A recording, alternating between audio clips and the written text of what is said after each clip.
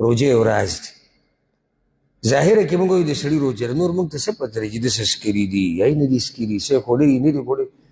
نو دا موږ دغې ورځې نه دا خبره ساتلې ده چې په کومه ورځ به دا بدیانې راشي او په کومه ورځ به نیکیانې راشي چې زموږ دا نیکي پکې راشي او د یرې خبره دا ده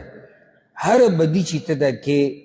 نو دا ته مه وایه چې ما لږ ساعت لږ ګناه وکړه او خوند مې واخیست او قصه ختمه شوه قصه نه ختمېږي الله وایي په هغه ورځ به دې مخې له راځي بیا د دې نفس دې حال ته وګوره چې کله دا ګناهونه ویني تود لو أن بينها وبينه أمدا بعيدا خوښی به چې ارمان دی په منځ د ده او په منځ د دې بدۍ کې موده وی لري دا به دا نفس وایي ښه چې کله دا خپل ګناهونه ویني که نه وایي به چې ارمان چې زما او د دې ګناه په منځ کې لرې موده وی لرې ځای وی نه ما دا خپله ګناه لیدلی وی نه دې ګناه زه لیدلی وی نو کول دې ولې په دنیا کې د دې نه مخکې چې د قیامت په ورځ یو سړی دا ارمان کوي که نه چې دا ګناه زما نه ډېره لرې وي او زه د دې ګناه نه ډېر لرې وی دې دنیا کې ځان د ګناهونو نه لرې ساته په هغه ورځ دا ارمانونه